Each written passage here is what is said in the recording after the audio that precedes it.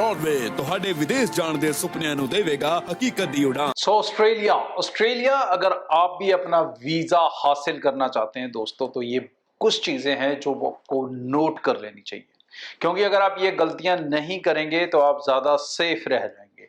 कारण क्या है ये चीजें बताने का? इसका मेजरली कारण ये है कि बहुत से लोगों ने जल्दबाजी में अपनी फाइल्स लगाई हैं पिछले दिनों, जिसके अंदर विदाउट आइलेट्स वाले ज्यादा हैं, विदाउट फंड्स वाले ज्यादा हैं। अब उनके साथ क्या ट्रबल्स आने लगी हैं उसके बारे में बताऊंगा, और आपको कैसे अपना होमवर्क बेहतर करके रखना है ताकि आपके वीजा लेने में दिक्कत ना आए। सबसे पहली और इम्पॉर्टेंट चीज, कॉलेजेस या छोटे लेवल के कॉलेजेस को इग्नोर करके चलें। Try to go for colleges जो कम से कम आपको बैचलर डिग्री का प्रोग्राम दें। डिप्लोमा प्रोग्राम में भी आप जा सकते हैं, वीजा उसमें भी मिलेंगे, बट यूनिवर्सिटी या डिग्री प्रोग्राम के मुकाबले तो डेफिनेटली कम मिलेंगे।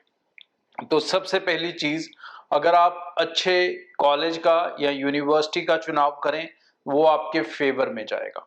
दूसरी इंपॉर्टेंट चीज, जिस चीज से आप सबसे ज्यादा भाग रहे हो कि विदाउट आइलेट्स या विदाउट पीटी या विदाउट फंड हो जाए, तो भाई इसमें थोड़ा सा मेहनत कर लो, क्योंकि जिन बच्चों ने जल्दबाजी में फाइल्स लगाई हैं उन्हें एम्बेसीज के ईमेल्स आने लगे हैं, और ये एक को नहीं सबको आने लगे हैं कि सबको कहा गया है कि अपनी इंग्लिश प्रोफेंसी दिखाओ और अपने फंड्स दिखाओ।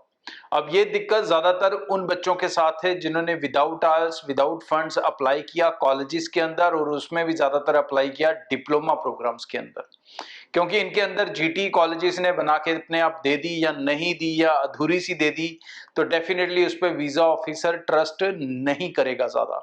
तो उस केस में आपको ये डॉक्यूमेंट्स देने ही पड़ रहे हैं। तो इस बीच अब बच्चों का नुकसान क्या है?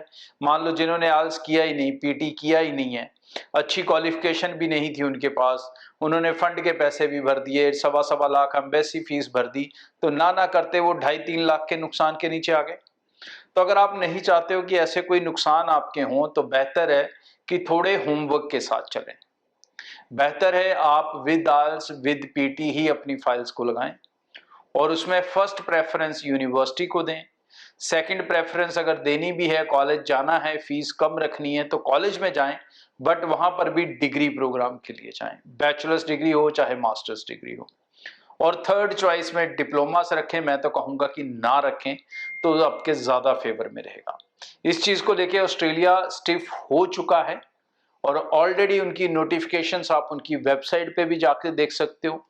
उसमें उन्होंने अपडेट दे दिया कि किस तरह से इंडिया के अंदर लोग जो हैं सिस्टम को चीट करने की कोशिश करने लगे हैं।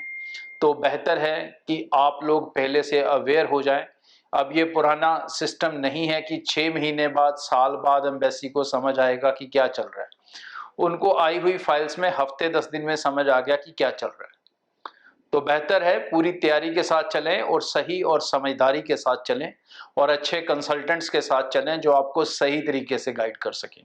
अगर किसी कंसल्टेंट में वीजा लेने की क्षमता होगी तो डेफिनेटली वो आपको ब्रॉडवे की तरह ऑप्शन देगा कि भाई सारे पैसे दो वीजा लगने के बाद, even embassy fee, even your fees, even your other expenses, ठीक है नहीं, एक्सक्यूज नहीं बनाएगा वो आपके सामने, ठीक है कि नहीं। तो अपने प्रोफाइल के ऊपर मेहनत कर लें, और दूसरी मेहनत अच्छा कंसल्टेंट चुनने में कर लें। लुभावनी एड्स के चक्कर में अगर आप अप्लाई करेंगे तो नुकसान के अलावा कुछ नहीं मिलेगा, और यहाँ पर नुकसान आपका सबसे बड़ा होगा, क्योंकि ऑस्ट्रेलिया के अंदर सिर्फ एक ही बार वीजा अप्लाई होगा।